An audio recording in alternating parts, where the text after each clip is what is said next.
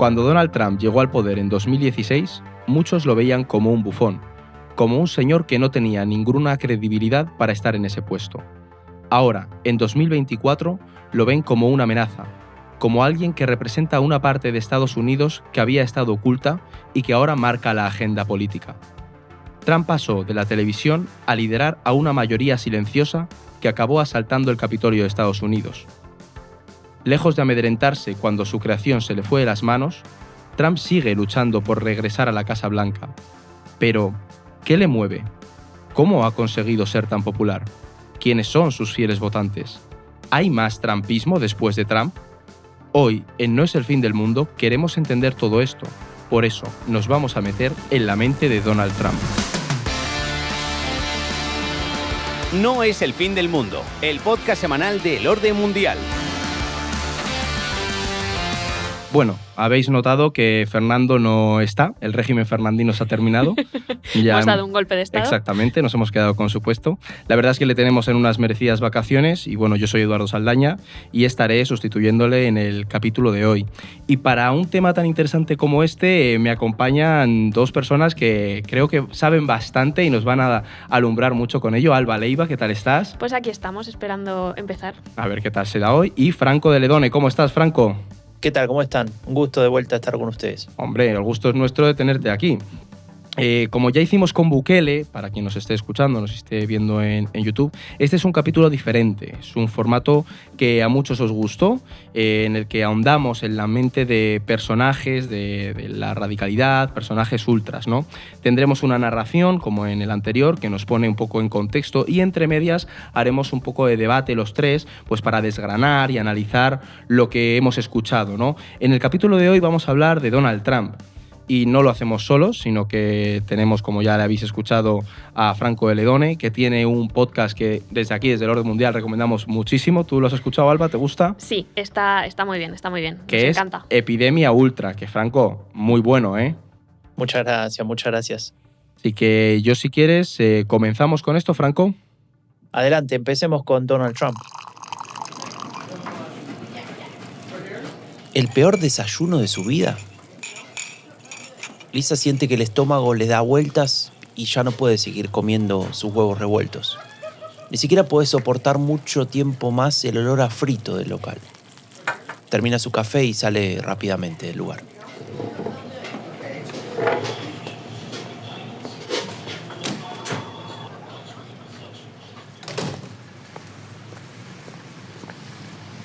Lisa vive en Washington, D.C.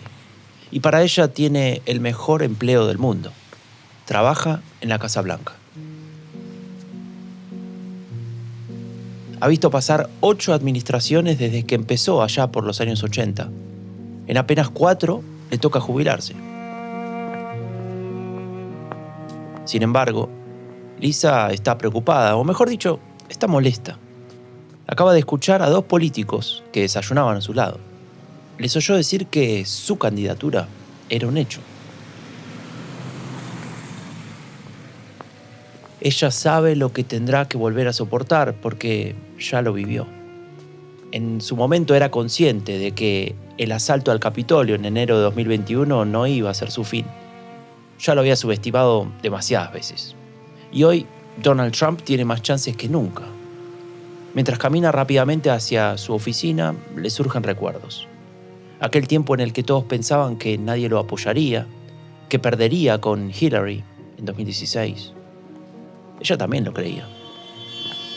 Algunos ilusos hoy se preguntan cómo es posible que el hombre que sumergió al país en la polarización total y que puso en riesgo la democracia tenga nuevamente la oportunidad de ser presidente de los Estados Unidos. Pero Lisa ya no cae más en esa trampa. Esas preguntas inocentes se las hizo hace ya muchos años cuando veía su reality show en el que despedía gente. Fue un largo camino, no fue sencillo entender quién es, qué piensa, cómo toma decisiones. No fue fácil meterse en la mente de Donald Trump.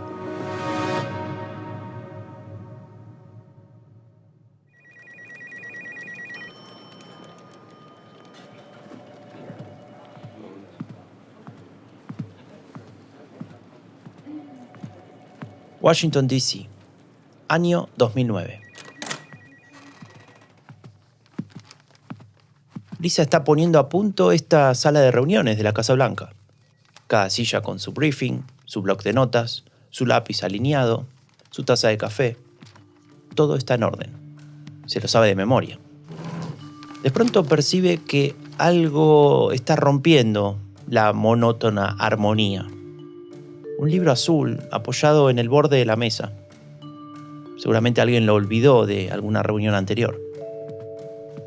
Se acerca al libro y ve que a su lado hay una nota que dice: en este libro está lo que piensan los del Tea Party. Y debajo, en letras mayúsculas, y los paleoconservadores. El libro se titula Beautiful Losers, Hermosos Perdedores, y lo firma un tal Samuel Francis. La curiosidad le gana y decide llevarse el libro. Le va a echar un vistazo. Lo que Lisa no sabe es que en él encontrará las bases ideológicas que en pocos años llevarán a Donald Trump al poder. Josh, I think you were a very, very ineffective leader. Your decision making was absolutely terrible. James, you built a Después de 5 años al aire, El Aprendiz se está volviendo algo repetitivo. Al menos eso piensa Lisa. Sin embargo, no puede apagarlo. Tiene algo que atrapa. so badly. You're all fired. All four are fired. Le sucede lo mismo que al resto de millones de espectadores que van a seguir viendo la serie hasta 2015 y le generará más de $200 millones a su productor y host estrella, Donald Trump. So I know I'm not the Lexus. What do you mean you're white trash? I'm just joking No, but about what does that. that mean? You don't joke about that. What does that Pero ahora Lisa piensa que hace 20 minutos debía haber llegado la pizza y la verdad que el hambre la está poniendo de mal humor. mean? White trash? As a You think joke I want to sometimes. hire somebody that's white trash? No. I say it as a joke sometimes. And I don't like it as a joke. You know what, Derek? You're fired.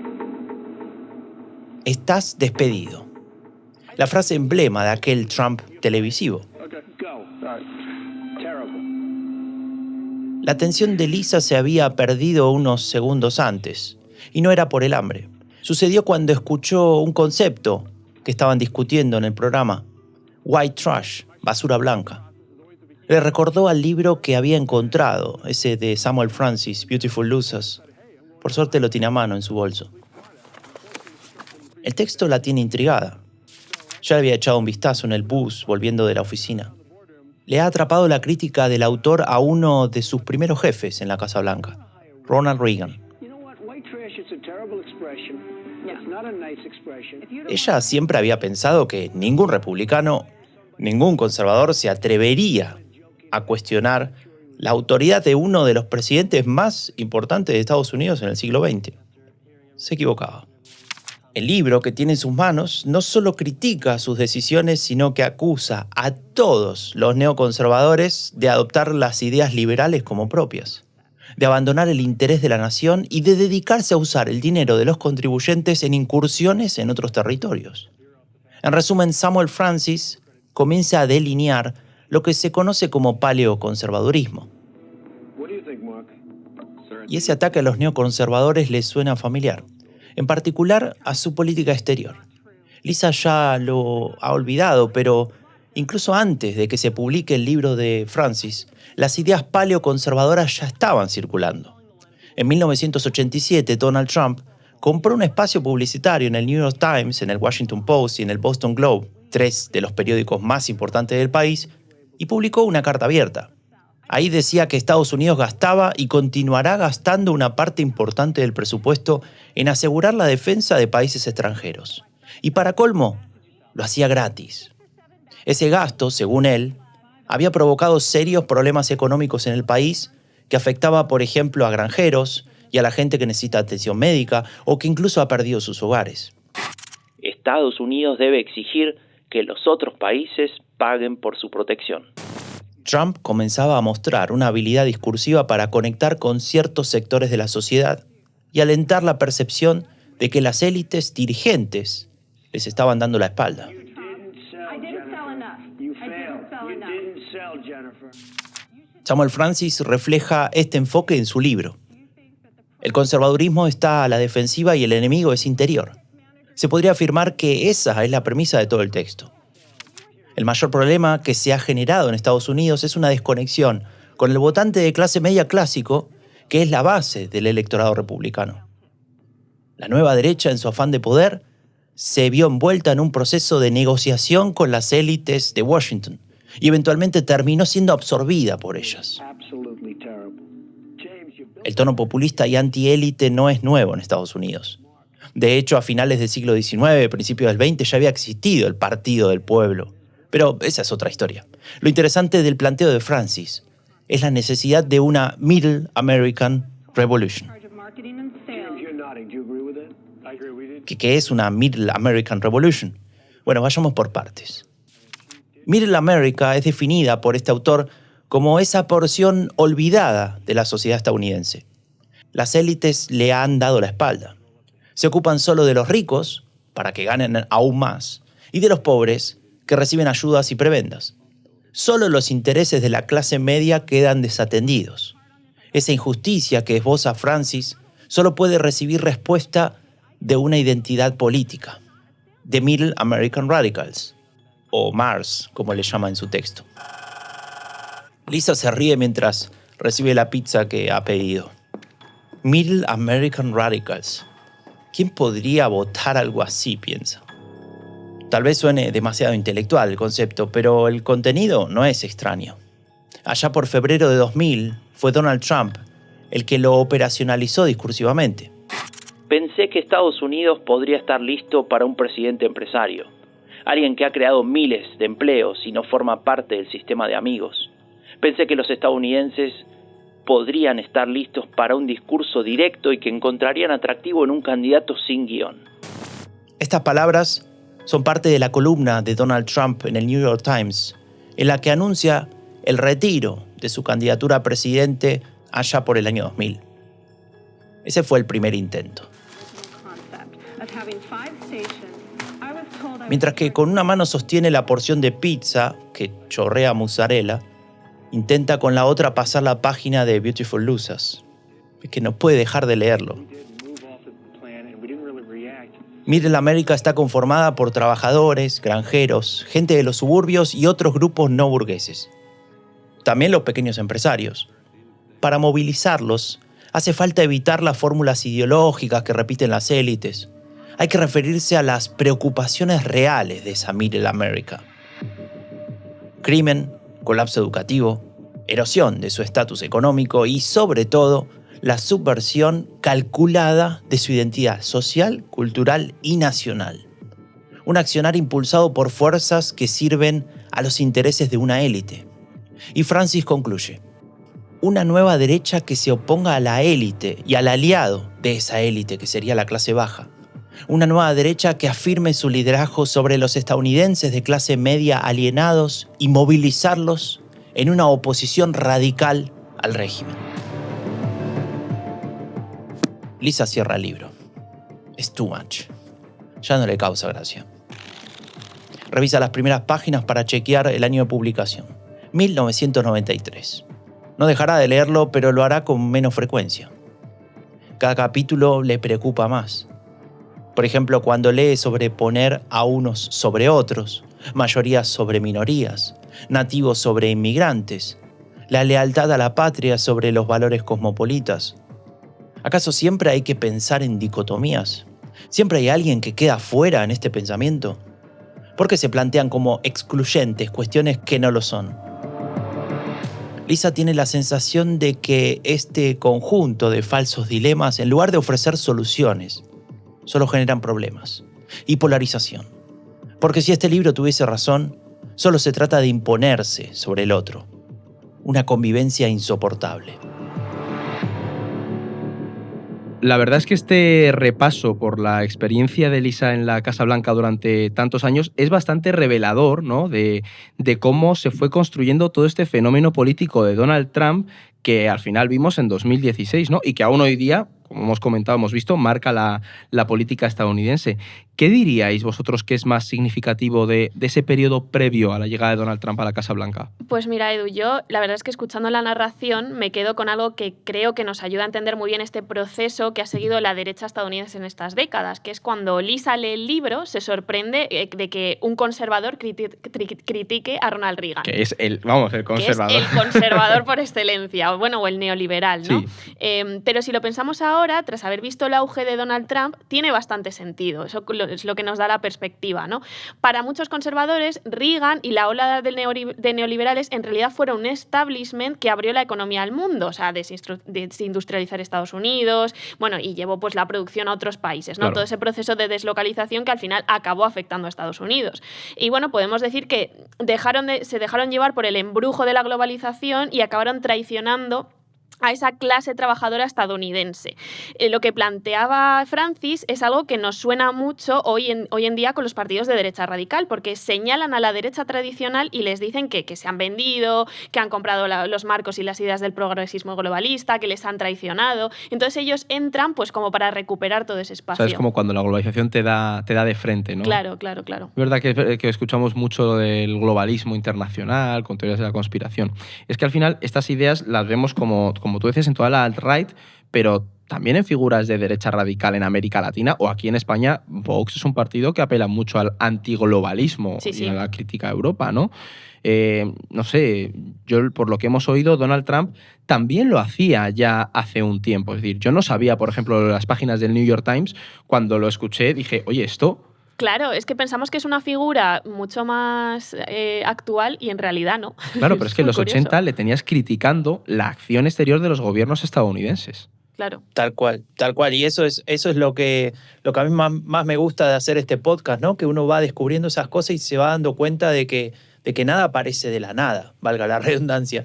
Y en este caso, lo que hacía Trump tiene que ver con lo que hacen los partidos de derecha radical en muchos lugares del mundo, con esta idea que se le denomina narrativa radicalizante, es decir, que radicalizan a la población, pero también a partidos políticos o a grupos o a movimientos en contra del sistema. Y esta narrativa en particular tiene un nombre, ¿no? Que en Vox, en España, de la mano de Vox, se conoció como la derecha cobarde. No sé si le suena. Sí, la derechita cobarde. Claro, esa derecha cobarde existe también en otros países del mundo, es decir, la narrativa, obviamente, y que tiene que ver con esto que vos explicabas. Para Donald Trump también, digamos, habría un sector de conservadores o de la derecha tradicional que por alguna razón dejaron de lado o la defensa de la nación y la patria, o se vendieron, acá aparece la cuestión de la élite, se vendieron por privilegios, por comodidad, o simplemente traicionaron la causa, ¿no? Que es un poco lo que se oculta en ese texto de Samuel Francis, ¿no? que le nace de las entrañas, que se publica en el 93, si no recuerdo mal, 94, pero que en realidad viene de mucho antes, ¿no? Y en el caso de Donald Trump en particular se ve que en esa acción de comprar esos espacios en los periódicos más importantes que vos mencionabas, ¿no? Ahí lo descubrimos. Él tenía claro ya en ese momento que Estados Unidos no tenía nada que hacer en el extranjero, que lo que le importaba o lo que le tenía que importar eran los estadounidenses, y que el dinero que se estaba gastando fuera habría que invertirlo en casa, ¿no? Todo esto siempre desde una perspectiva, desde un frame muy económico, ¿no? Es que esto lo sigue repitiendo ahora Franco como si no hubiera mañana. Tal cual. Y esa idea de que todo lo que se gasta tiene que tener un beneficio directo, y ahí es donde se ve que el pensamiento es bastante lineal y básico, ¿no? Porque ustedes, que son expertos en política internacional, saben que hay otros beneficios que no se pueden calcular en un Excel, ¿no? Que son beneficios indirectos. Entonces ahí, bueno, eso tal vez se le pierde de vista a Trump, o no se le pierde de vista, pero sabe que es más difícil de explicar y mejor hacerlo más simple. Y ahí es donde viene este aspecto de Donald Trump que de alguna manera le da ese plus, tal vez, frente a otras propuestas políticas.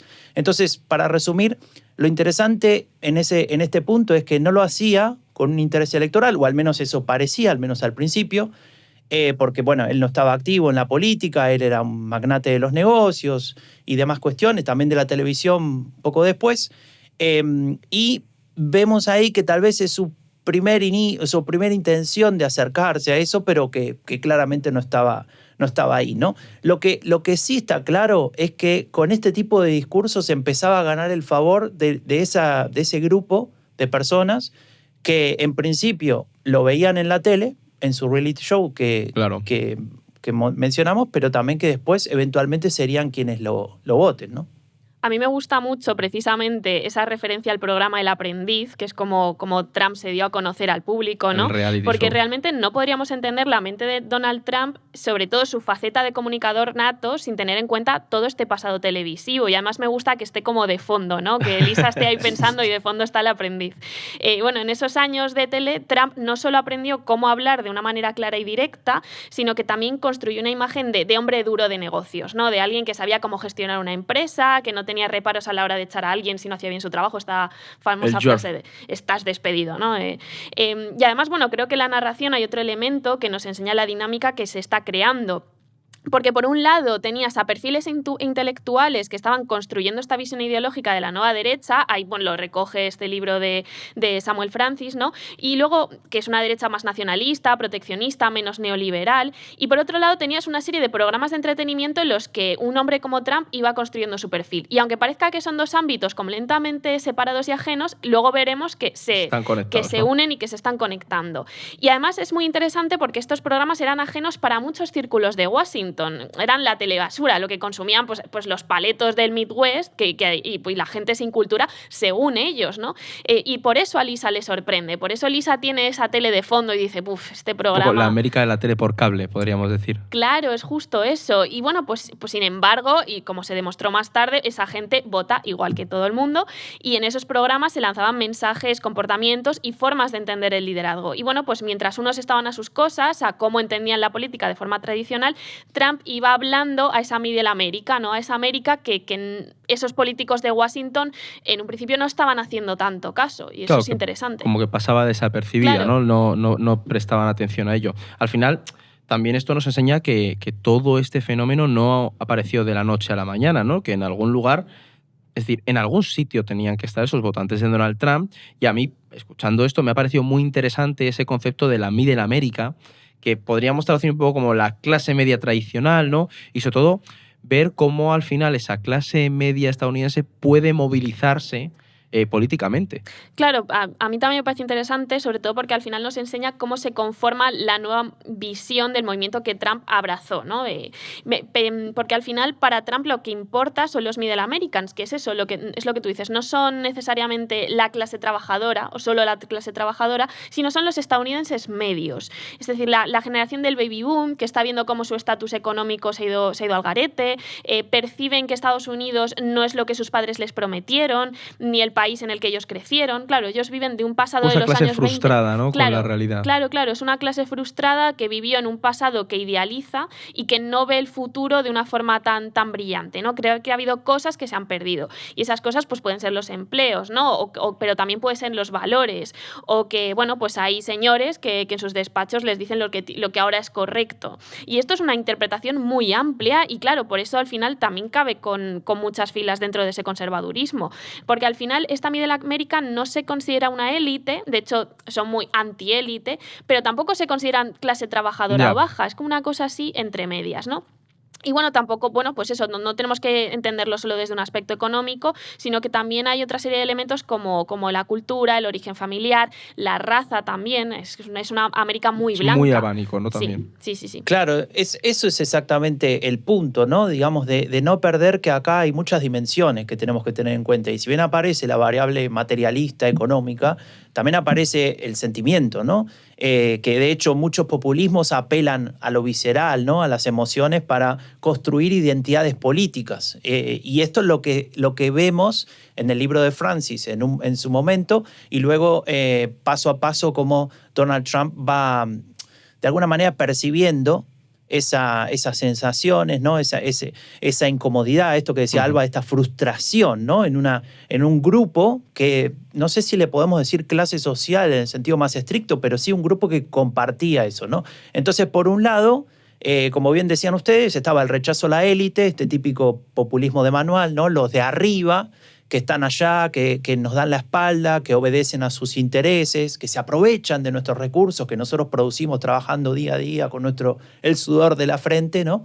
Y por otro lado, y esto es lo interesante, aparece el rechazo a la clase baja o clase trabajadora, es decir, lo que ellos consideran que están por debajo, ¿no? Porque según esta visión, esos que están allá abajo no hacen nada, no trabajan y reciben las dádivas del Estado o de las élites, ¿no? Entonces, habría como una especie de alianza maquiavélica que aprieta a esa Middle America, ¿no? Que no se considera ni parte de una ni de la otra.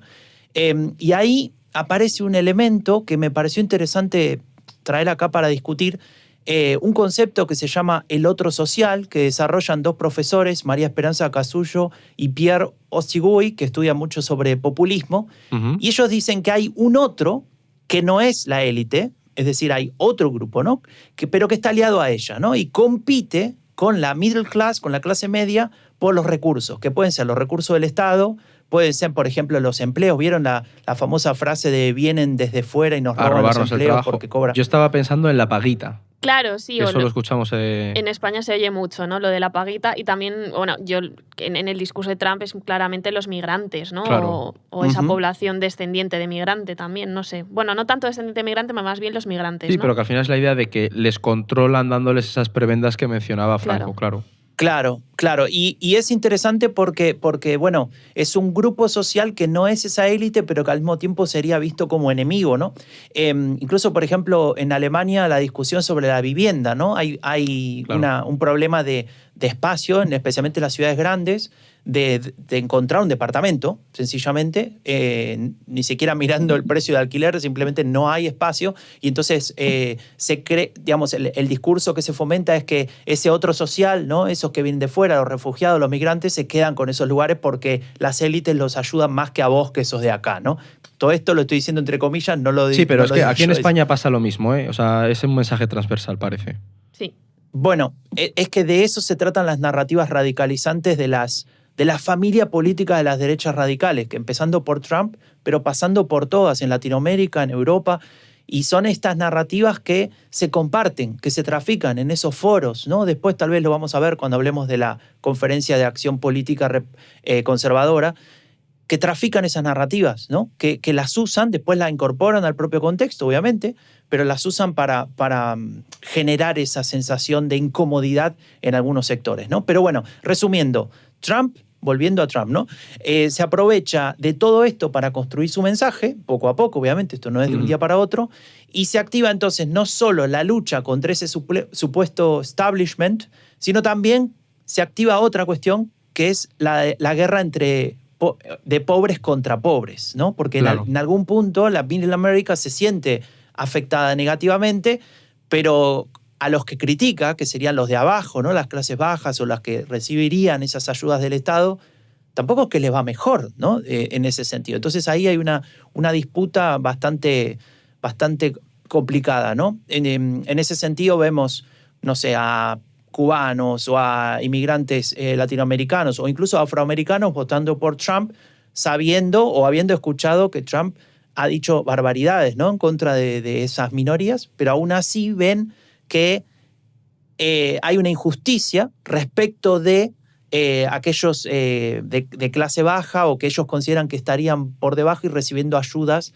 del Estado de manera injusta, ¿no? Entonces, en ese sentido, de alguna manera no se cumple esa idea de que hay que trabajar para progresar o hay que esforzarse para avanzar, etcétera. Claro, es que esto es muy interesante. A mí, o sea, no sé si os recordáis las canciones de cubanos de Vota por Trump que se dieron en su momento. Muy míticas. Claro, pero yo no lo entendía y claro, con esto de Franco en realidad es que tú generas dos formas de apelar a la gente y es algo que a lo mejor a muchos de nuestros oyentes les llama la atención. Al final te sirve también para ampliar tu alcance y que mucha más gente pues sienta que pertenece a ese grupo ideológico, a ese movimiento, ¿no?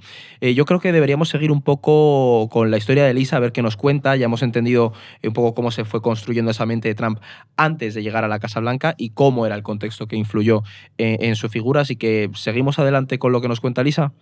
Sigamos nomás. You're the only person on the stage that's ever been fined for hiring people to work on your projects illegally. You hired some workers from Poland. No, I'm the only one on the stage that's hired people. You haven't hired anybody. Well, in fact, some of the people you hired.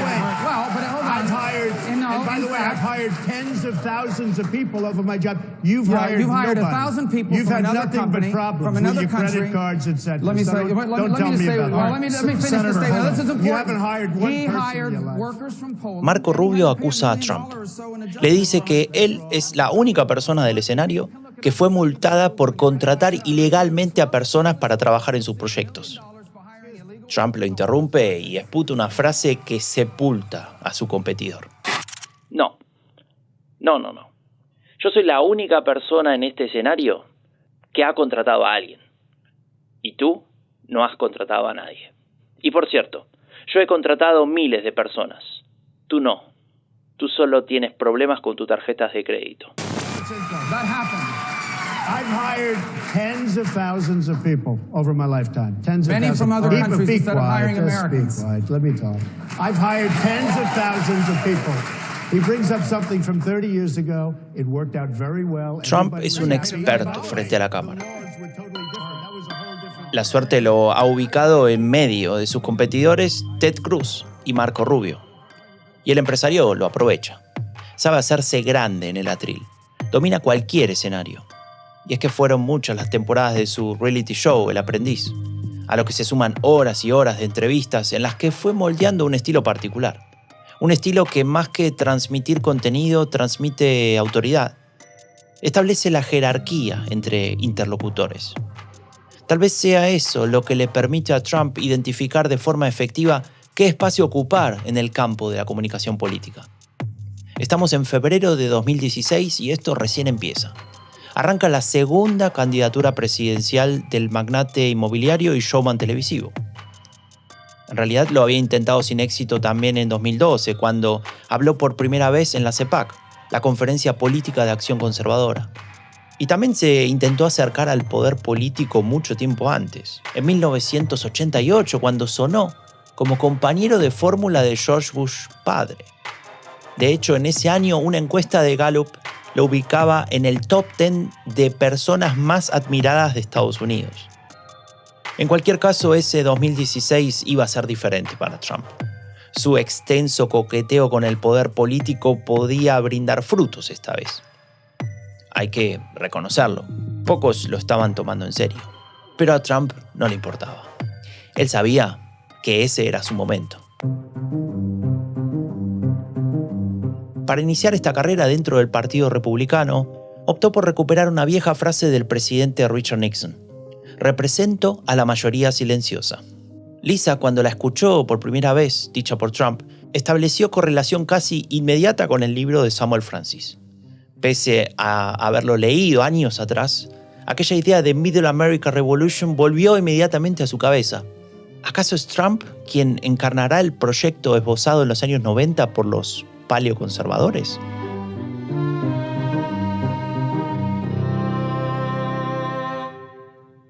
Skilled craftsmen and tradespeople and factory workers have seen the jobs they loved shipped thousands. Trabajadores cualificados y obreros de diversos oficios han visto cómo los trabajos que aman se han trasladado a miles y miles de kilómetros de distancia.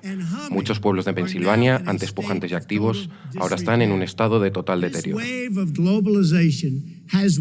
Esta ola de globalización ha eliminado completamente a nuestra clase media. No tiene por qué ser así. Podemos darle un giro y podemos hacerlo rápido.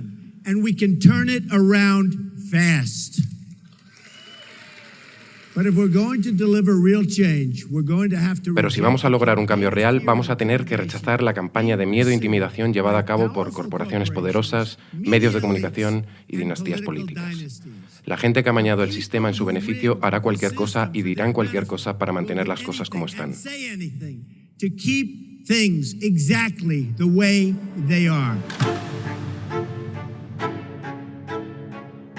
Junio de 2016.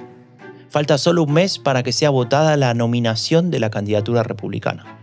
Trump está muy cerca de su primer objetivo. Su discurso es transmitido en vivo por la cadena CNN. Y Lisa lo está siguiendo junto a sus colegas de la Casa Blanca durante la pausa del mediodía. La mayoría son demócratas. Adoran al presidente Barack Obama y se ríen de Trump. Lo consideran un payaso, un populista, un mero showman. Y Lisa también se deja llevar. aunque es verdad que tiene algunas dudas.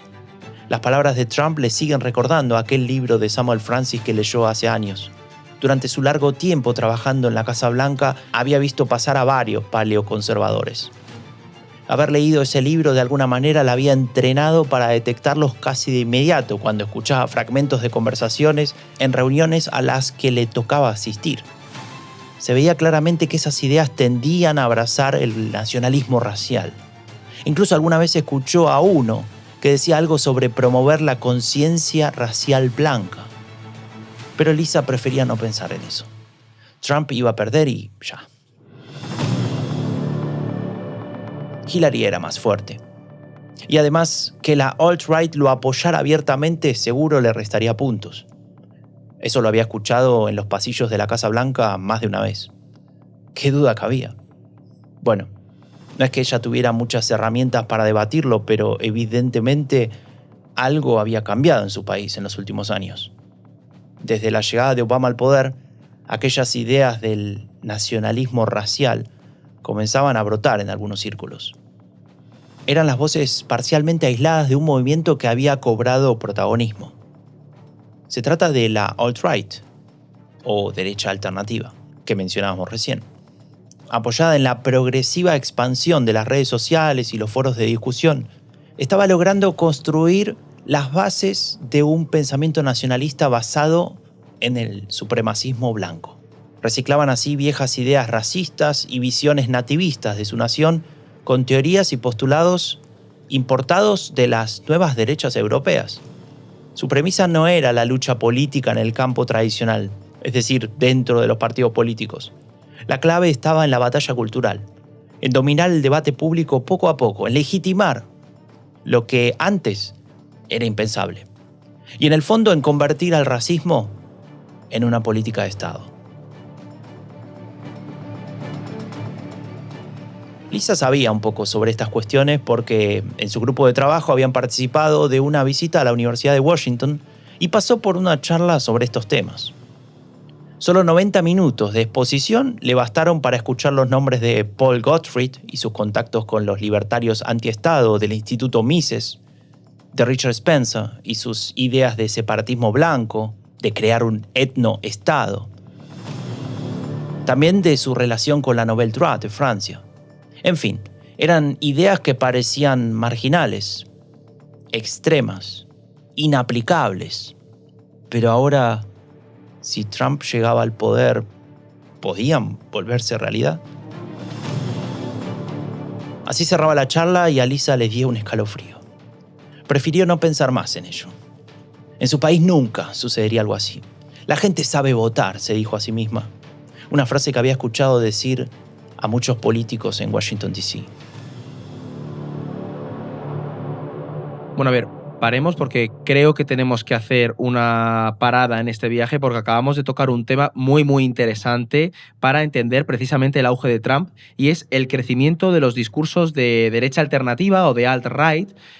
Pero antes de nada, lo que quiero es que intentemos dejar claro qué es exactamente la alt-right. Franco, tú que la has estudiado, ¿cómo definirías brevemente en qué consiste esta derecha alternativa? Bueno, lo más breve que pueda. En primer lugar, esto no es un movimiento homogéneo, ¿no? No es que está la alt-right y la identificás con 4 o 5 ideas, sino que es mucho más complejo que eso, ¿no? De hecho, siempre lo dice Jaime Caro, a quien le agradecemos mucho porque lo entrevisté y hablé mucho con él. Porque, bueno, él escribe regularmente en El Orden Mundial y, digamos, escribe un montón y hace un montón sobre este tema, sabe mucho del tema, participó, de hecho, en Epidemia Ultra varias veces y él nos ayudó un montón, así que mil gracias a él. Y él define a este movimiento de la alt-right como un grupo rizomático, horizontal y difuso, ¿no? Vamos, es decir, a ver, Franco, ¿qué es esto de rizomático, horizontal y difuso? Claro, justamente que tiene muchas partes que no son homogéneas, como decía antes, que tienen elementos en común, que participan de ese movimiento, de ese avance, de esas discusiones, de esos debates que se dan dentro de la alt-right, que incluso realizan acciones en conjunto de vez en cuando, pero no hay una estructura jerárquica. Uh-huh. Como no tienen una organización en el sentido tradicional. de vez en cuando, claro, tienen voceros, tienen personas que de alguna manera toman el liderazgo, pero no hay un líder claro, ¿no? Una especie de persona a la cual vos podés decir, bueno, si este habla, este es el que mantiene de alguna manera la unión entre los diferentes subgrupos y tribus que pertenecen a la alt-right, ¿no? Y es verdad que existen, como te decía antes, algunos voceros, pero no podríamos decir que eso se sostiene a lo largo del tiempo. Lo que sí se sostiene a lo largo del tiempo es que esos grupos, esos perfiles, esas personas coinciden alrededor de la idea de que se está librando una suerte de guerra o batalla cultural, ¿no? Ujú. Y que hay que defender una serie de valores, muchas veces identitarios, que tienen que ver con lo nativo, con la etnia también. Bueno, depende de a qué extremo, ¿no? Porque, Claro, digamos, eso te dentro- ayuda a generar un grupo mucho más homogéneo, ¿no? Porque cada uno puede tener su visión o sentirse dañado en algún elemento de esa guerra cultural. Claro, el tema es que las posiciones digamos, el acercamiento a posiciones extremistas, ¿no? Para decirlo ampliamente, las posiciones neonazis, si querés, que existen dentro de este grupo, digamos, se da en una suerte de graduación, ¿no? No son todos neonazis, pero claramente aparecen dentro de esa alt-right grupos así. Y esto de que te decía de la batalla cultural, que se escucha mucho ahora en Argentina con el presidente Javier Milei, pero también en otros lugares, viene de algo que tiene que ver con la izquierda, ¿no? Viene del pensamiento de Antonio Gramsci, ¿no? Que decía que había una hegemonía y que había que luchar contra esa hegemonía desde un plano cultural, ¿no? Para dominar de alguna manera el pensamiento y a partir de ahí producir el cambio. Entonces la alt-right toma estas ideas que vienen de las nuevas derechas, de la Nouvelle Droite, de Alain de Benoist, de Francia, ¿no? Estas ideas, insisto, de no hace falta luchar directamente en el campo político como hacía la extrema derecha de posguerra, sino que hay que discutir en el campo de las ideas, ¿no? Y ahí es donde nosotros vemos que se empieza a configurar estos grupos que, como decía antes, tiene nacionalistas, ultra tradicionalistas, cristianos, populistas. Bueno, hay gente que defiende el supremacismo racial, ¿no? En Estados Unidos es algo que se ha discutido mucho. Hay, naturalmente, homófobos, antifeministas, neorreaccionarios. Realmente, en algún punto empezás a pensar, bueno, pero ¿por qué les llamás alt-right si son tan diferentes? Bueno, porque comparten esas ideas que comentábamos antes, ¿no? Y en algún punto todo esto impacta en mayor o menor grado en este grupo que es la Middle America, ¿no? Claro. Porque de alguna manera con sus lógicas, sus argumentos, sus discusiones, responden a esa frustración, a esa incomodidad. Y una cosa más, esto no es nuevo, no es que lo inventó Trump, ¿no?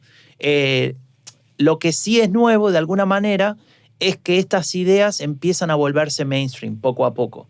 Y eso sí, podríamos decir que se lo deben a Donald Trump. Claro, pero a mí me llama mucho la atención que es un movimiento que, como tú mencionabas antes, Alba, ahora nos parece muy común, pero en su momento se había pasado por alto, pero ya estaba ahí. Sí, además pasa como con la Middle America, ¿no? Que es esta idea de ridiculizar estas ideas, ¿no? Existía, se conocía, no se le hacía mucho caso y se le veía pues, como una excentricidad, algo ridículo que tampoco tenía tanto peso en la política estadounidense, ¿no? Pero al final, bueno, pues vemos que se une con esa Middle America, ¿no? Ese votante potencial de Trump que siempre ha existido, solo que además ahí está la característica de que en esas décadas anteriores no tenían la capacidad para expresarse y organizarse, y esto es claro, ¿no? Entonces, claro, llegamos ya al siglo XXI, llegamos a los años 2000, década del 2010, y surgen nuevas herramientas para comunicarse. Internet ya lleva tiempo, ¿no? Pero juega un papel fundamental en su crecimiento y en su expansión, sobre todo el auge de las redes sociales, de los foros, de todas estas comunidades online que unen a gente con estas ideas y les permite pues, ver que no están solos y que no son ese ente extraño al que nadie entiende o del que los otros se ríen, Sí, ¿no? se ridiculizan. Se ridiculiza, entonces de repente pues tiene un espacio de interactuar, donde contar su visión de mundo. Y al final, con este espacio de comunicación alternativo a los medios de comunicación manipulación tradicionales, que además se veían como instrumentos del poder, pues hay figuras como Trump que lo ven y dicen, vale, aquí yo tengo un potencial de votantes, ¿no? Y no pasa desapercibido. Y de hecho, pues esta frase que dice él mismo se autoproclamó el representante de esa mayoría silenciosa. Es decir, esta gente que a la que nadie está escuchando, yo sí que os voy a escuchar. El Mesías, ¿no? Sí. O la Trade. No, pero es un mensaje muy claro y eso es muy interesante, ese giro que da Donald Trump. Y bueno, pues como vemos durante todas estas décadas, a esa población y a esas ideas cocinándose sin que nadie les preste la atención que tal vez merecerían, bueno, pues ver el riesgo potencial que suponían, ¿no? Pero ahí minusvaloraron ese riesgo claramente. Totalmente, ¿no? De hecho, con respecto a esa frase de la mayoría silenciosa, que tampoco la inventó Trump, ¿no? Hay muchas cosas que no inventó Trump, pero que de alguna manera él le sabía sacar el jugo. Eso viene de los 70. Es negocio. Claro, totalmente. Algunos analistas la llaman minoría muy ruidosa, ¿no? Porque claramente la alt-right, más allá de todo lo que estamos comentando, son grupos, en algunos casos, minúsculos, ¿no? Pero que tienen mucho impacto, por esto que vos decías de las redes sociales, por ejemplo, ¿no? El nivel de cámara de eco que generan entre sí, ¿no? Que parece que son miles, pero que son unos pocos en algunos casos, ¿no? Pero volviendo a lo de la subestimación de estos grupos que vos decías, obviamente en el Partido Demócrata incluso también dentro hasta de los republicanos, se veían como a estos perfiles, bueno, estos son unos freaks, esta gente están en sus foros, en las redes, pero ¿quién va a escucharlos, no? Lo importante acá son los carteles, los spots electorales en la televisión. Sin embargo, como hemos escuchado, ya había algunos que defendían ideas que vemos hoy en día en la alt-right, ¿no? Y como decía antes, Trump lo que hizo fue volverse representante de esa visión tan difusa y, si quieren, como a modo de referencia, uno de los líderes de los varios que tuvo la alt-right, que se llama Richard Spencer, él mismo dice que él acuñó el término alt-right, ¿no? Algo que es muy discutido, esto también me lo contaba en algún momento Jaime Caro. En cualquier caso, hay una entrevista, una conferencia de prensa, creo que es, donde él responde sobre Trump, está un poco incómodo. En algún momento dice, bueno, él es como un héroe para la alt-right, pero no es el candidato perfecto, ¿no? Porque claramente él hubiese sido el candidato, Richard Spencer, ¿no? Pero lo interesante es que dice, bueno, él hizo que estas ideas se vuelvan mainstream. Lo que después en su análisis me cuenta Jaime Caro es que al mismo tiempo de que la hizo mainstream, el hecho de haberla hecho mainstream hizo que de alguna manera pierda toda la fuerza que tenía la alt-right, ¿no? Al menos por un momento dado. Entonces Donald Trump de alguna manera se la adueña, ¿no? La fagocita, y hasta el propio Richard Spencer termina diciendo años después que Donald Trump no cumplió con lo que dijo, se arrepiente de haberlo votado, etcétera, ¿no? Amigo. Eso es muy interesante porque, claro, recuerda como esas dinámicas de grupo político, entre comillas, marginal, ¿no? Que luego accede a las instituciones de poder y ahí parece que se desvirtúa. Que esto se ve mucho en el progresismo, en la izquierda ya no también. Sois tan puros, ¿no? Claro, y luego resulta que también en la alt-right ocurre esto. Bueno, no sé. Que luego también, al final, esa idea de la ridiculización, por ahondar un poco más en esto, de esa élite demócrata, pero también republicana, pues a Trump le vino muy bien porque ayuda precisamente a reforzar esta idea de élite versus pueblo, ¿no? Porque cuanto más se burlaban de él desde las políticas o medios tradicionales, más se reforzaba la idea de que él era el líder de la Middle América, que era pues ridiculizado por esa élite de Washington. Entonces, bueno, pues él supo ver este filón y lo explotó hasta el final, y podemos decir que se convirtió en el representante de la alt-right, de esa derecha alternativa, como dice Franco, pues también en cierto sentido la institucionalizó, la hizo parte de ese partido republicano, y claro, pues ahí esta idea sigue existiendo un grupo muy heterogéneo, pero luego también tiene su representación clara en las instituciones. Y bueno, pues él se convirtió en el líder de esas ideas. From the start, Donald Trump has built his campaign. Desde el inicio, Donald Trump ha basado su campaña en prejuicios y paranoia, llevando a hate groups al mainstream y contribuyendo a que un sector radical se apodere del Partido Republicano. The Republican Party. Hillary Clinton. Agosto de 2016. Trump ya es candidato y no ha dudado en tomar la iniciativa de una campaña con un tono muy agresivo. Curiosamente ha llamado intolerante a Clinton. Y ahora la candidata demócrata le está respondiendo en ese discurso. Y la gente que la escucha la aplaude, porque la respuesta es contundente y desbanca punto a punto todos los enunciados, las ideas, las acusaciones que Trump ha lanzado. En el aire se respira un clima de autocomplacencia. Hillary parece tener todo bajo control. Y en la Casa Blanca también se percibe un clima triunfalista.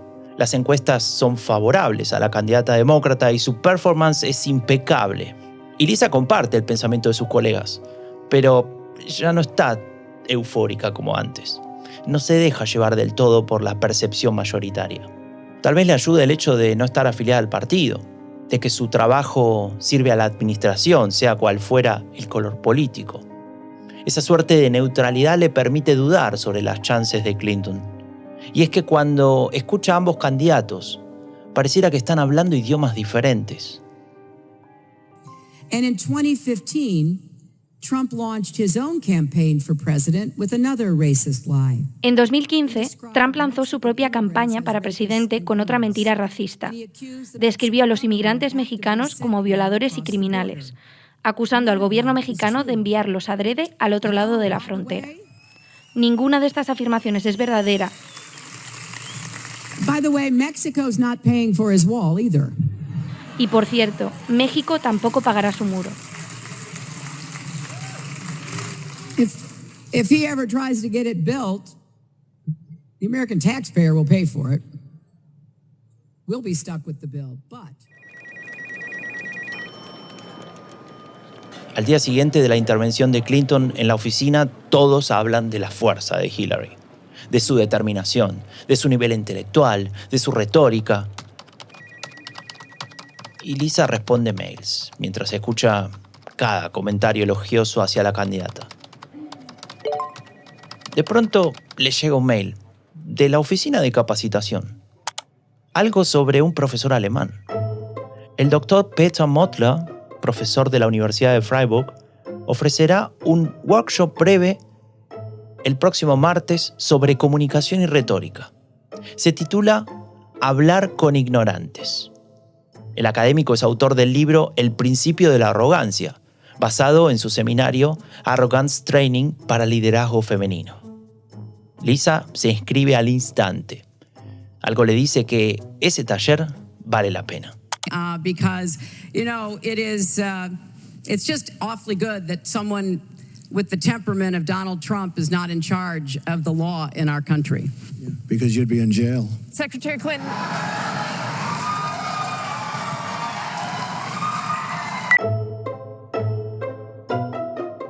Lisa no lo puede creer. Todo lo que aprendió en el workshop sobre retórica está sucediendo en este debate presidencial entre Clinton y Trump. El republicano tiene el control total y Hillary no puede hacer pie. Pero, ¿de qué se trata esta capacidad comunicacional de Trump? Esa que ya había demostrado en los debates con sus competidores republicanos a principios de año. En el taller del alemán, Lisa aprendió que existen 3 niveles de comunicación: el high talk, el basic talk y el move talk, lo que podríamos traducir como charla compleja, charla simple y charla corporal. Cuando nos expresamos, por ejemplo en un debate electoral como este, optamos por uno de esos niveles para comunicar. Veamos. El high talk, es decir, la charla compleja, implica la utilización de argumentos objetivos y basados en evidencia. El fin es llegar a un consenso a partir de la discusión. Se trata de una suerte de actividad colaborativa estructurada a partir de las diversas aportaciones. En general, este tipo de nivel de comunicación se usa, por ejemplo, en el ambiente universitario. Y funciona cuando los que hablan aceptan ese registro y están a la misma altura en términos de conocimiento de la materia. Let's stop for a second and remember where we were 8 years ago. We had the worst financial crisis, the Great Recession, the worst since the 1930s. Hillary está usando claramente aquel nivel, el high talk, la charla compleja. Explica paso a paso la situación del país, compara con el pasado, habla de inversiones, de números, de factores que llevaron a Estados Unidos a la crisis más grande luego de la recesión de los 30, y aprovecha para deslizar que Trump quiso aprovechar la situación crítica para ganar dinero. En fin, Trump no tiene chance alguna en este debate, al menos no en ese nivel, hasta que Trump saca su as bajo la manga. He said back in 2006, gee, I hope it does collapse because then I can go in and buy some and make some money. Well, it did collapse. That's called business, by the way. 9 million people lost their jobs. Apenas 4 palabras expresa Trump en medio de la larga intervención de Hillary. Se llama hacer negocios. Una brevísima interrupción que resignifica todo el mensaje de Hillary. Trump no se justifica, no hace un contraargumento, no se defiende, ni siquiera se queja. Solo se limita a 4 palabras con las que esteriliza la acusación de Hillary y la descoloca. Se ve en su reacción. Ella necesitará luego más de 300 palabras, unos 2 minutos de argumentación, para exponer su punto y explicar su plan económico. En todo el debate y en los 2 que siguen, Trump nunca usará el high talk de Hillary. Él no busca un consenso. No le interesa debatir ideas. Él tiene un mensaje y lo vehiculiza a través de otro nivel comunicacional. El basic talk. This year, Secretary Clinton became the first woman nominated for president by a major party. Earlier this month, you said she doesn't have, quote, a presidential look. She's standing here right now. What did you mean by that? She doesn't have the look, she doesn't have the stamina. No tiene la apariencia, ella no tiene la resistencia. Dije que no tiene la resistencia, y no creo que tenga la resistencia para ser presidenta de este país. Se necesita una resistencia tremenda. Tremendous stamina. The quote was, You I just have, don't think wait she has a a minute, Leslie, you asked me a look. question. Did you ask me a question? You have to be able to negotiate our trade deals. You have to be able to negotiate. That's right. El basic talk, o charla simple, se caracteriza por frases cortas, un discurso sin progreso, afirmaciones repetitivas. El objetivo no es ganar la discusión ni enfrentar argumentos. En realidad se trata de establecer jerarquía, es decir, una visión vertical de la comunicación. Lo importante es saber dónde estás posicionado, porque si no se está a la misma altura, no se puede tener una charla de igual a igual. No hay chances de entablar intercambio de argumentos. En ese sentido, el Basic Talk es previo al High Talk, porque el Basic Talk es el que establece las reglas de juego. Todos los esfuerzos de Hillary durante este debate y durante toda la campaña que buscaban el mejor argumento, el posicionamiento en base a evidencia, la discusión para que el electorado opte por una candidata preparada, intelectual, calificada, fueron en vano. Y esto fue así porque tardó demasiado tiempo en entender que el Basic Talk era el primer paso. Y debemos reconocerlo. Trump es un experto en Basic Talk, en charla simple. Y también en el Move Talk, que es la siguiente etapa de la comunicación verbal. Usar el cuerpo, los gestos, las expresiones faciales. Durante todos los enfrentamientos vimos a Trump haciendo muecas cuando Hillary hablaba, posicionándose de espaldas a ella, restando importancia a su discurso cuando el escenario no poseía atriles, por ejemplo. La dominancia expresada por Trump en la comunicación vertical es el denominador común de su campaña. Pero es importante destacar una cuestión. Su performance no es producto del coaching. Trump trae ese estilo desde sus raíces, es parte de su personalidad. Sus aptitudes comunicacionales fueron creciendo con el tiempo, naturalmente, con su desempeño televisivo, con su trabajo como empresario, pero también como el resultado de haber crecido en una familia rica, en un ambiente de competencia y de presión constante, incluso dentro de esa misma familia. Cada intervención pública representa para Trump una oportunidad y el candidato no la desaprovecha. Así construye su candidatura, en contra de todo pronóstico. Lo que genera dudas es si ese estilo es el ideal para aplicar en su mandato. En pocos meses, Lisa y el mundo entero lo comprobarían, ya que en noviembre de 2016, Donald Trump se convierte efectivamente en el presidente electo de Estados Unidos de América.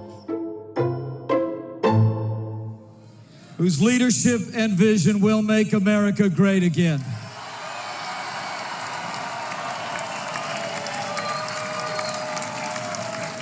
So let me say, it is my high honor and distinct privilege to introduce to you the President-elect of the United States of America, Donald Trump.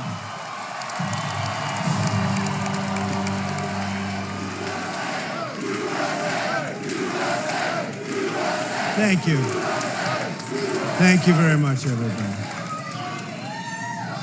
Sorry to keep you waiting. Complicated business. Complicated. Bueno, parece que aquí ya estamos viendo cómo Trump puso en práctica todos los recursos comunicativos con los que contaba, lo que había aprendido, ¿no? Creo que la explicación que da Lisa sobre los distintos tipos de niveles de comunicación a mí me ha gustado mucho, me parece muy acertada, porque yo recuerdo que era una de las cosas que más llamaba la atención en 2015-2016 de Trump, sobre todo por cómo rompía la imagen del candidato republicano que teníamos todos en mente por la forma de hablar que tenía, ¿no?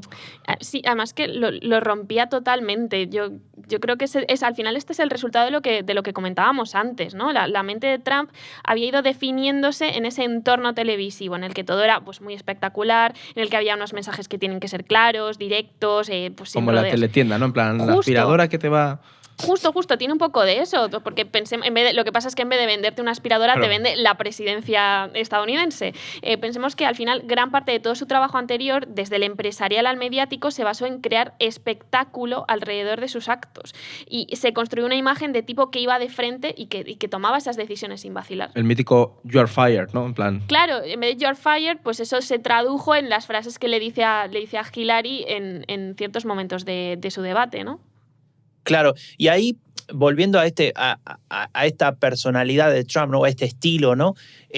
A ver, Trump, como todos nosotros, está marcado por su familia, ¿no? Por la crianza, por qué nos enseñan nuestros padres, etcétera, etcétera. Vas a sacar los traumas de Trump, Franco. Sí. Bueno, un poquito, pero sí, de hecho sí. Hay un libro que se llama Demasiado, pero nunca suficiente, que es un título horrible en español, en inglés se llama Too Much and Never Enough, que ahí suena un poquito mejor, que habla de esto, de pensar un poco la psicología de Trump. Lo escribe una psicóloga, y no cualquier psicóloga, sino la sobrina de Donald Trump, Mary Trump. Ese libro creo que salió en 2020, si no recuerdo, o 2021. El subtítulo pone "Cómo mi familia creó al hombre más peligroso del mundo". Vaya cena familiar, ¿eh? Madre en mía. Navidad yo no quiero estar en esa mesa. Sin medias tintas la autora, ¿no? Era como bastante clarita. Y ella, bueno, como te decía, es psicóloga y analiza no solo a Trump, a Donald, sino también a otros miembros de su familia, en particular a su padre, Fred Trump, Fred Sr., porque hay un Fred Jr., que es el hermano mayor de Trump. Bueno, es un lío. En cualquier caso, ella dice, analizando a otros miembros de la familia, vamos a entender a Donald Trump, una visión muy sistémica de la psicología. Y como te decía, habla de su papá, ¿no? De Fred Trump. Y lo califica de sociópata funcional. Bueno, está bien para tu tío, ¿no? Insisto, sin medias tintas, ¿no? La autora. Y ella lo que dice del padre de Donald es que para él todo se trataba de buscar la forma de sacar beneficio propio a cualquier cosa, ¿no? Beneficio en cualquier sentido, simbólico o monetario. Y lo puso a Trump en la cabeza mejor dicho, como cara de sus negocios, porque él en el fondo era el que seguía manejando todo. Imagínate la relación, cómo puede ser la relación con tu papá, que tiene esta personalidad y que es el que al fin y al cabo ordena todo y vos simplemente te haces de marioneta. Debe ser muy incómodo. Es un poco Succession, ¿no? Un poco esa idea. Claro, y como les decía antes, ¿no? Trump no era el primogénito, ¿no? El que de alguna manera en esa visión tradicionalista de la vida debería haber heredado el imperio de su padre, ¿no? Recordemos, su padre era magnate dedicado al real estate, ¿no? A la cuestión inmobiliaria, sino que él era el cuarto de 5 hijos, el segundo varón, y el que debería haber heredado todo esto, que era Fred Jr., nunca lo hizo porque lo intentó, mejor dicho, pero no lo logró porque no soportaba a su padre, ¿no? La presión era constante. Según el libro, su padre le decía, vos tenés que ser invulnerable, indestructible, así nadie te pasa por encima. Bueno, imagínate los niveles de presión que debería haber ahí. Esa familia, ¿eh? Claro, y Trump tuvo la fuerza de soportar esa presión y efectivamente termina heredando, ¿no? No solamente el imperio de su padre, sino la forma de ser, manipuladora, autoritaria, y que es lo que vemos de alguna manera hoy en día, según este libro de Mary. Y como para terminar, cuando efectivamente Donald se hace cargo de todo, vemos que las empresas que va llevando adelante le va bastante mal, ¿no? Y Mary tiene una explicación para todo esto con sus sin medias tintas que decíamos antes, Donald Trump era un inepto, ¿no?, para los negocios. Bueno, me apasiona Mary Trump tomando notas Dijo, en "Esta es la mía". las escenas familiares, analizando a todos. Y la verdad es que eso es muy interesante porque es el contraste entre lo que es ser un buen empresario, un buen líder o pues una persona apta, ¿no? Frente a el ser el personaje de un buen líder o una persona apta, que ahí está la clave también con Donald Trump. Y además esto se ve también si volvemos a la narración que decía Lisa cuando en este debate entre Trump y Hillary, ellos parecía que hablaban idiomas diferentes. Y yo la verdad es que lo recuerdo ver pues todas las noticias de los debates y cómo causaba mucha impresión decir, pero este tío no está debatiendo, este tío no está diciendo nada. Pero claro, es que esa era la clave, ¿no? En el fondo, esto también es fruto de a quién habían estado hablando los dos perfiles durante toda la vida. Pues tenemos el Basic Talk de Trump, que es el fruto, pues eso, de la telebasura, en el que desarrolló su figura, en el que él se construye como un hombre muy capaz y un gran empresario. Y es el lenguaje al que las Middle America está acostumbrada. Sin embargo, es una forma de expresarse que a figuras como Hillary, pues que al final es el establishment, claro, que es más establishment en la mente de un estadounidense que Hillary Clinton, pues les son muy ajenas. Y en el momento de ponerse a debatir, la forma de expresarse de Trump rompe con el debate. Él no está entrando a hablar con Hillary, él simplemente está cortándole sus argumentos. Y en el fondo, por desgracia, pues es muy efectista para su electorado. Y esto pues tiene más de espectáculo televisivo para mantener a la audiencia y para pues jalear al candidato que nos parece como el más guay, el más chulo, que para realmente establecer o expresar ideas solventes, para decir cuál va a ser tu programa político, para ver qué quieres cambiar en el país de una forma profunda. Y es que relacionado con esto hay algo que a mí siempre me ha llamado la atención y es la capacidad de Trump para proyectarse como un empresario de éxito entre su electorado cuando realmente hasta su prima te está diciendo que es un inepto en los negocios, ¿no? Sí. O sea, y es curioso porque frente a quienes dicen que sus aventuras han sido un desastre, como entre ellas su prima, él no, y otros admiran su visión y su capacidad de liderazgo, y a mí es algo que siempre me alucinó. Claro, bueno, Trump se apoyó mucho en esa idea de líder fuerte, ¿no? Del macho alfa, si quieres ponerle un nombre así más cool. Lo que vemos es que él intenta proyectar, además de ese liderazgo, en ese liderazgo, la idea del sueño americano, ¿no? De ese éxito, ¿no? De que si uno se esfuerza, consigue lo que quiere y que no hay ninguna dificultad más allá que las que se pone uno mismo, que en algún punto tiene algo de cierto, pero también existe un contexto, existe un país que te apoya o te deja de apoyar, existe una familia que te educa de tal o cual manera, o sea, hay muchísimos factores.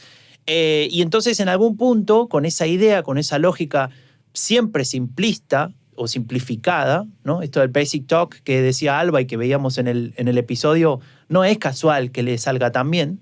En esa idea, el fracaso en sus proyectos no se percibe como algo malo, simplemente, bueno, se esforzó, no lo logró, lo va a lograr en la próxima, ¿no? Entonces esta idea de que siempre está tirando del carro para triunfar termina como impactando de manera positiva, más allá de si es o no es un inepto en los negocios y él se quiere vender como el que mejor entiende los negocios, ¿no?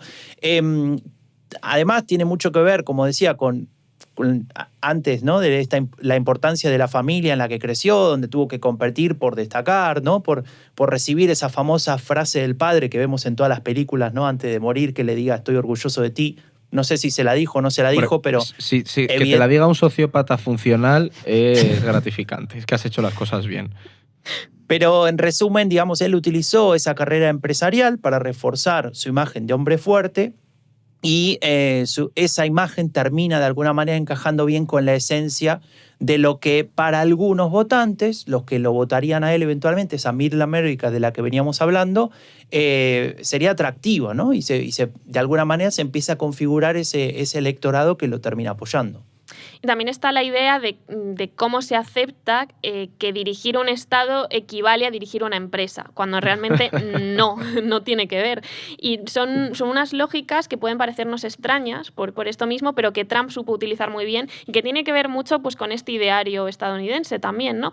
Para sus votantes, las aptitudes de liderazgo empresarial que habían visto en los medios pues, eran perfectas. Eso ya claro. le hacían un candidato apto para el puesto. Pero en esa ecuación se deja fuera el hecho de que lo que se ve en televisión, pues no deja de ser parte del show. Y pues lo que hizo Trump fue llevar esa forma de venderse también a la política. Claro.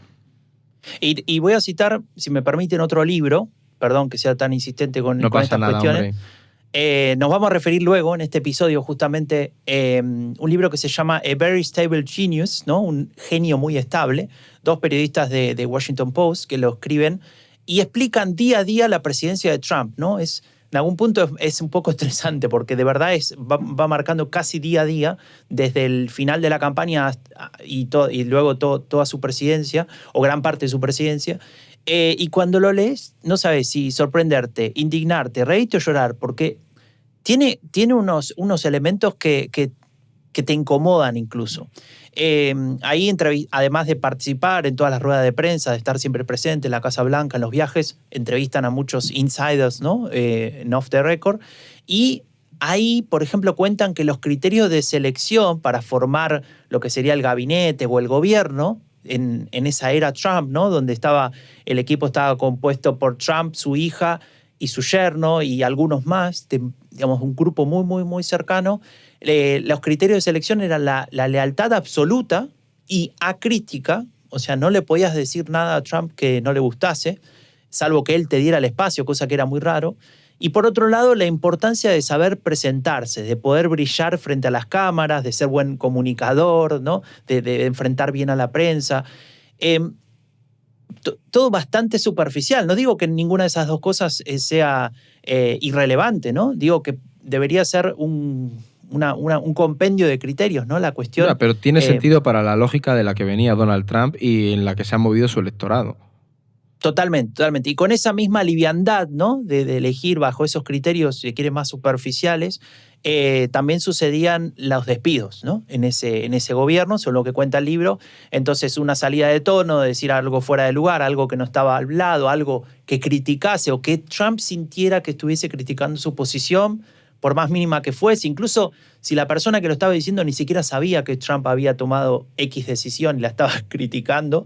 Bueno, eso era motivo o causa de despido, de salida del gobierno, y claramente lo que concluyen estos autores y que también se refleja, según lo que ellos dicen, en la gente que entrevistaron y que participó de ese gobierno, era que era un gobierno muy caótico y que se vivía en una suerte de situación de miedo, ¿no? Constante.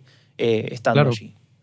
Yo aquí hay una cosa que creo que también es importante señalar, porque estamos centrándonos mucho en el aspecto televisivo de showman, pero no solo debemos reducir el auge de Trump a eso. También había un contexto que favoreció que todo eso que hemos visto, que esa mentalidad de Donald Trump, que esa Middle América, decidiera apoyar a un candidato como este. Claro, al final tenemos que ver cómo estaba el mundo en 2016 y cómo eso facilitó que un perfil como Trump creciera.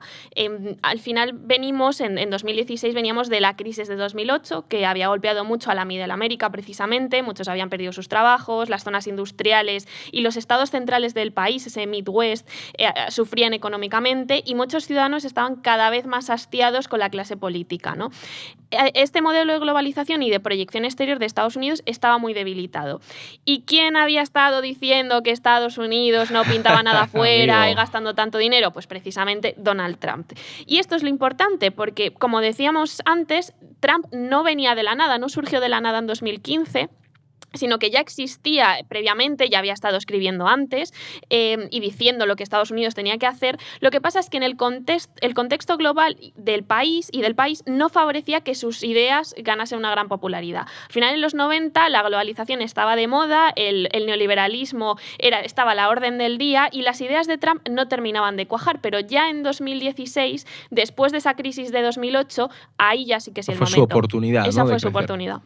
¿Sabes qué? Esto que decía Alba me parece muy interesante porque a veces no nos paramos a pensar en el recorrido político previo de Trump, ¿no? Ya mencionamos alguna cosa, también a lo largo del episodio lo recorremos claramente, pero tal vez para puntualizar y dar algunos detalles, algunos datos interesantes, entender, ¿no? este recorrido. Vamos por partes. Mira, hacia fines de los 80, para empezar, se afilia al Partido Republicano. Si no me equivoco, en 1987. No sé si en España se dice se afilia, ¿no? Se forma parte de... Se afilia, claro.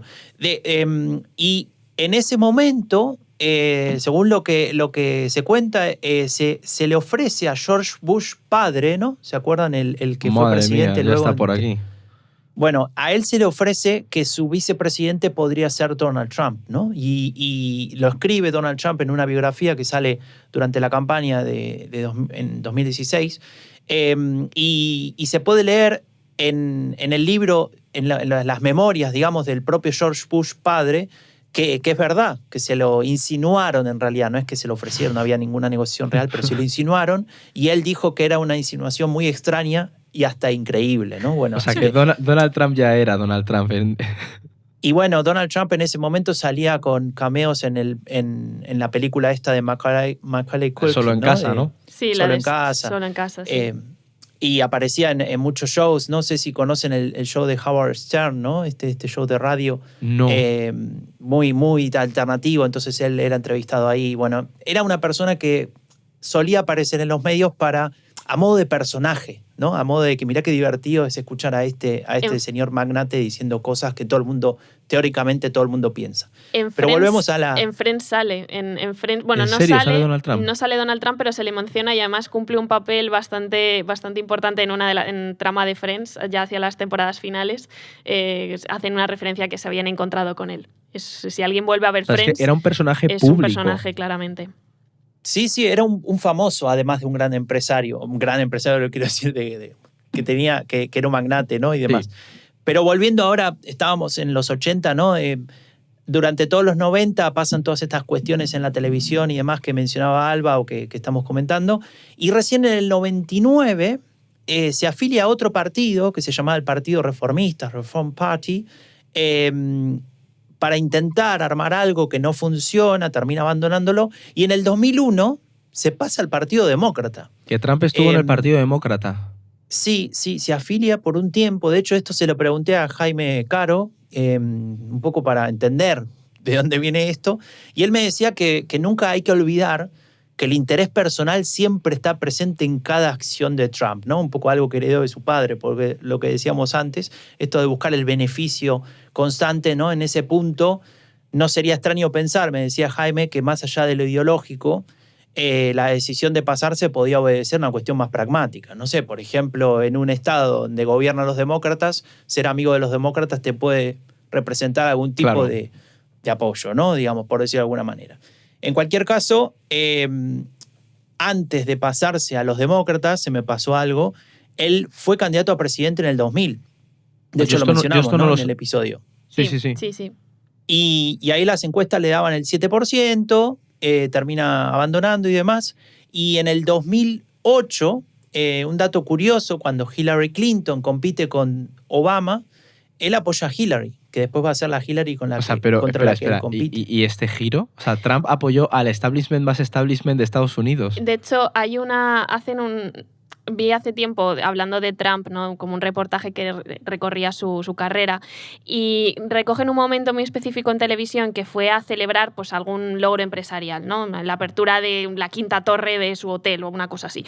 Y entonces invita pues, a la nata y crema de toda la élite estadounidense, y ahí tiene una frase que dice, bueno, le dicen, ay, ¿qué tal iban las invitadas como de estilismo y tal? Y dice, bueno, Hillary iba divina. Entonces, y luego se metió con ella muchísimo y la llamó de todo ya años después, pero dice Hillary Clinton evidentemente iba divina. Alucino. Sí. Es tremendo, sí, es tremendo. Los niveles de misoginia que muestra Trump después con Hillary, en el episodio lo mencionamos, casi te diría demasiado por encima porque fue brutal. En cualquier caso, y un poco para terminar este recorrido político que desemboca efectivamente en la candidatura de 2016, cuando termina ganando la elección, podemos decir que antes, en 2009, da el paso fundamental, si querés, de su carrera política, que es cuando se afilia de nuevo al Partido Republicano, o sea, vuelve a casa, entre comillas, y en 2012 habla por primera vez en la Conferencia de la Acción Política Conservadora, que de alguna manera es el lugar en el cual se termina de definir quién es la persona más importante del partido, o de ese sector conservador que termina siendo el del partido y que efectivamente se convierte en el candidato a presidente. Entonces, en ese 2012 es cuando podríamos decir que empieza con seriedad la carrera política de Trump y que después termina desembocando en que es presidente.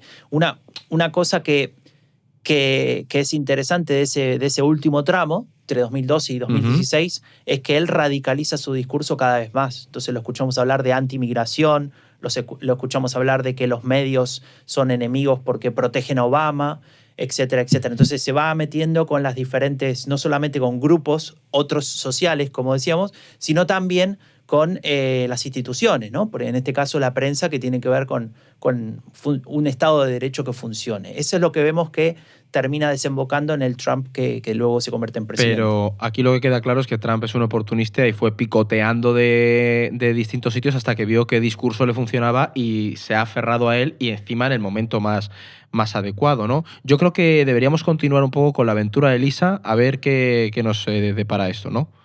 Vamos allá.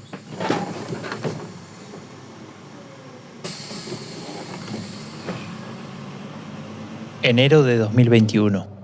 Lisa vuelve a su casa luego de una larga jornada laboral. Está agotada. Pero no por haber hecho horas extras.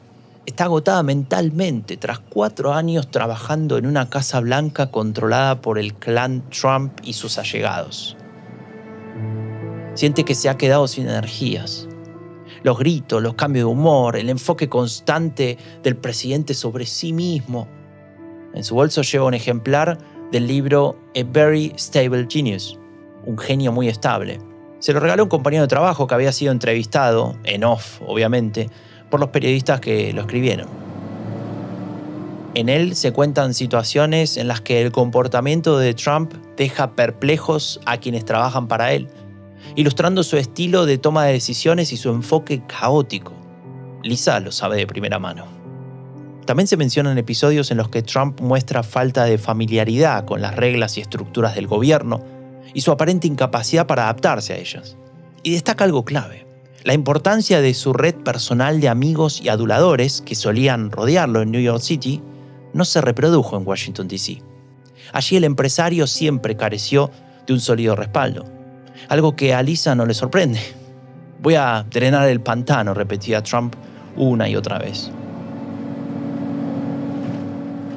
Pero hoy Lisa no tiene la fuerza para leer ese libro y enfrentarse a esa pesadilla de 4 años. El punto cúlmine lo vivió pocas semanas atrás, en enero de 2021, cuando la extrema derecha ingresó al Capitolio y generó el símbolo de desprecio hacia la democracia más importante de la historia de su país. Aunque en su interior se alegra de que así haya terminado su mandato, ya que representa exactamente el desprecio de Trump hacia las instituciones. Ahora que ya no tiene Twitter, que su plan de desconocer los resultados electorales ha fallado, su ex jefe lo ha perdido todo. Al menos en política, Trump es historia. Sin embargo, otros no piensan como Lisa.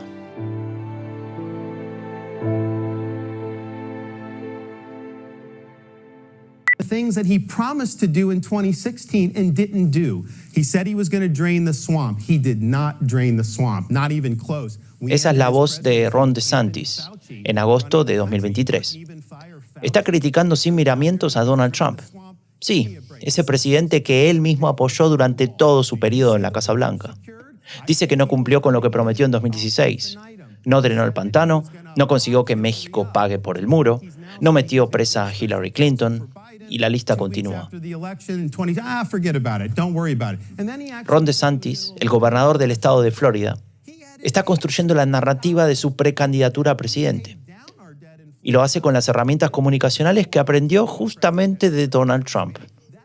De hecho, desde la derrota del empresario en 2020, DeSantis es interpretado como una suerte de heredero del trumpismo. ¿Será él ese aprendiz que al finalizar el show se lleve el premio mayor? And as the master, I want to pass along my knowledge to somebody else. I'm looking for the apprentice.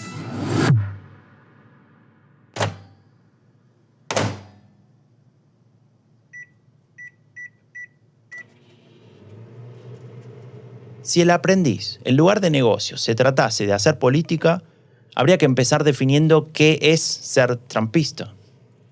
Esa idea se le ocurrió a Lisa mientras se hacía una sopa en el microondas. Una difícil tarea, especialmente porque ella vio todo lo que se acercó o formó parte del trumpismo activamente. Conservadurismo nacionalista para empezar, Pero en realidad, si se lo analiza como movimiento, estaríamos frente a uno de corte autoritario, que se caracterizó por aspectos xenófobos, misóginos, conexiones con la derecha alternativa o alt-right en todas sus formas. Separatistas blancos, neoreaccionarios, paleoconservadores. Claro, esos tan difíciles de diferenciar de los paleolibertarios. Y hay muchos ejemplos. La diputada Marjorie Taylor Greene, famosa por difundir teorías conspirativas como QAnon o el genocidio blanco, pero especialmente por su posición antisemita y supremacista blanca.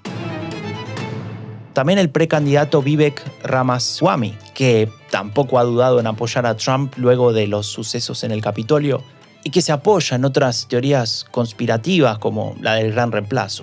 Pero a lo ideológico y al contenido de los discursos le tenemos que sumar lo comunicacional.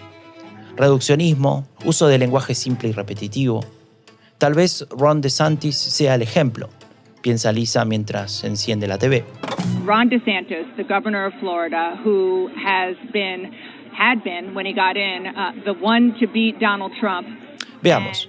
En sus inicios se acercó al extinto Tea Party, de corte ultraconservador social, y también a la alt-right, la extrema derecha. Como gobernador prohibió libros en escuelas por su contenido sobre identidad de género, raza e incluso la historia de la esclavitud. Prohibió a los maestros abordar temas relativos a la orientación sexual. Firmó una ley que permite la aportación de armas sin permiso. Exigió a las empresas verificar el estado migratorio de sus trabajadores, un rol que evidentemente les excede. Inició una guerra contra Disney. Bueno, no es que ella lo prefiera a Trump. De hecho, podría ser aún peor.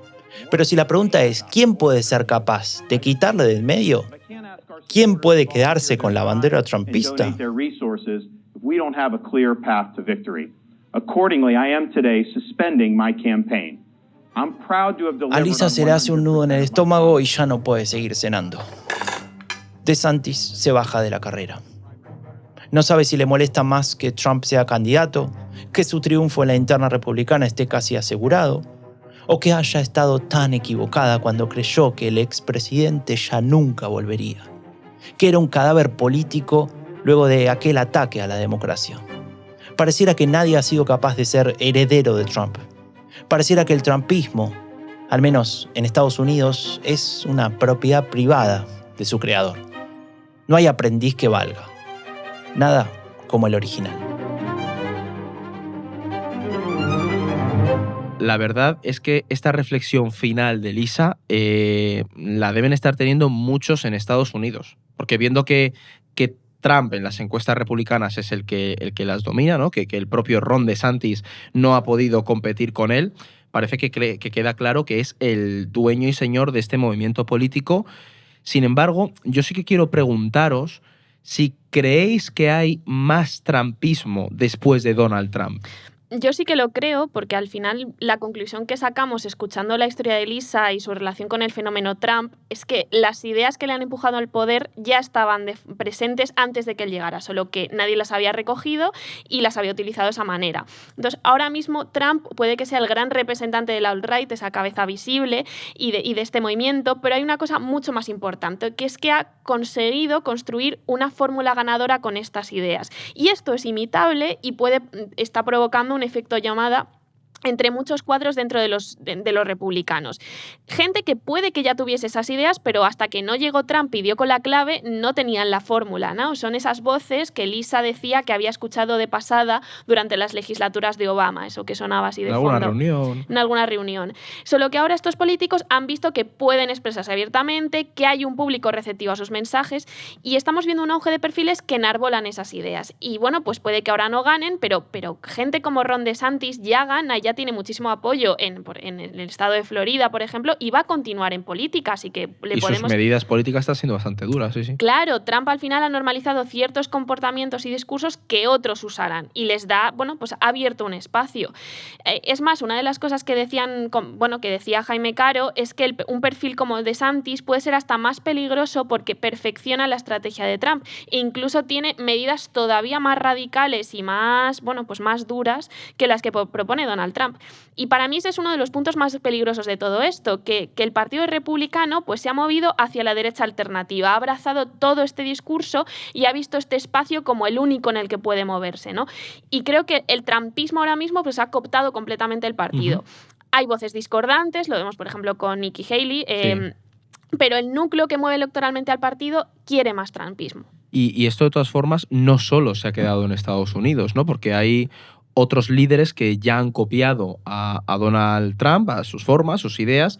Pienso, por ejemplo, en Milei, y ahí, Franco, te pregunto a ti, porque tú has estudiado a este personaje y su estrategia de comunicación. ¿Crees que Milei es un buen ejemplo de este fenómeno de imitación de Donald Trump que estamos viendo en otros países del mundo? Es un buen ejemplo y déjame decir algo, queda claro que Trump es un antes y un después en la política global, ¿no? Vuelve mainstream el hecho de ser de derecha radical, es decir, de poder incorporar ciertos aspectos de una agenda que hace un tiempo era considerada extremista a la discusión pública, es decir, las integra esas ideas al programa de su partido, así como sucede en otros lugares del mundo, ¿no? Entonces, no es que Trump lo inventó, esto venía de antes, en muchas partes del mundo, pero Trump termina por legitimarlo, ¿no? Legitimarlo como un camino político, esto que decía Alba de lo que está pasando ahora con Ron DeSantis. A ello le suma el estilo, que es lo que analizamos en este episodio, un estilo político y comunicacional que en el fondo termina por desafiar las instituciones democráticas, esas que sostienen al sistema, que sostienen nuestra libertad, nuestros derechos. Y en ese sentido, la estrategia de Trump, que se apoya en el electoralismo, es decir, me votó la gente y ya está, también se apoya en los golpes de efecto, en una agenda reaccionaria y liberal con I adelante del liberal, en un sentido político del término, obviamente, liberal, y termina por seducir a muchos líderes en otros lugares del mundo que lo copian o que toman algunos aspectos, los adaptan a la realidad, ¿no? En ese sentido aparece Milei, que me preguntabas por él, el presidente argentino, que es un ejemplo de eso, ¿no? Es verdad que hay diferencias. No tiene un discurso nacionalista Milei. Donald Trump sí. Donald Trump dice America First. En eso son lo opuesto. Pero en el estilo, en el desprecio por instituciones, en sus posiciones más ultraconservadoras respecto a cuestiones sociales, por ejemplo, el feminismo, las políticas hacia minorías, la cuestión de la justicia o la equidad social, ahí vemos que se parecen mucho, ¿no? Entonces, el mundo termina definiéndose en clave de mercancía, donde todo tiene un precio, donde siempre hay un enemigo, y ese enemigo, ese otro social, esas élites están distorsionando el buen funcionamiento del mundo, la libre competencia, ¿no? Entonces ahí vemos cómo Javier Milei termina por adaptar y tomar la estrategia de Trump y adaptarla a su país. Y esto lo podemos ver en otros lugares del mundo, lo vimos en algún punto con Bukele en el episodio pasado y lo podemos ver en otros ejemplos. O sea, es lo que yo te iba a decir, que Trump está en Estados Unidos, pero vemos como esa mente o esa mentalidad de Trump se ha extrapolado a países alrededor del mundo. La clave es si alguno conseguirá ser más trumpista que Trump en el futuro. Bueno, yo creo que hemos hecho un repaso interesante de nos hemos metido en la mente de Trump. Lo primero, muchas gracias, Franco, por apoyarnos, por sacar la narración adelante y traer Epidemia Ultra no es el fin del mundo, que nos hace mucha ilusión. Muchas gracias a ustedes. Gracias a ti, Alba, como siempre. Gracias a ti, Edu. Ya la siguiente estará Fernando, ya se acabó la diversión, ya volvemos a un régimen totalitario, pero bueno. Volvemos al fernandismo. Claro. Y gracias a la gente que nos estáis escuchando, que nos estáis viendo en YouTube, que os suscribís, cogéis nuestra libreta, que hoy no la tengo aquí, así que no puedo hacer promoción, pero suscribíos, apoyaros y así podemos hacer más este podcast y todo el trabajo de nuestros compañeros y nos vemos en unos días aquí en No es el fin del mundo. No es el fin del mundo, el podcast semanal del orden mundial. Producido por The Voice Village, dirección Eduardo Saldaña. Conducido por Fernando Arancón y guión de David Gómez, Alba Leiva y Franco de Ledone. Producción ejecutiva Ricardo Villa. Narraciones y sonorización Franco de Ledone. Sintonía original Pablo de Diego.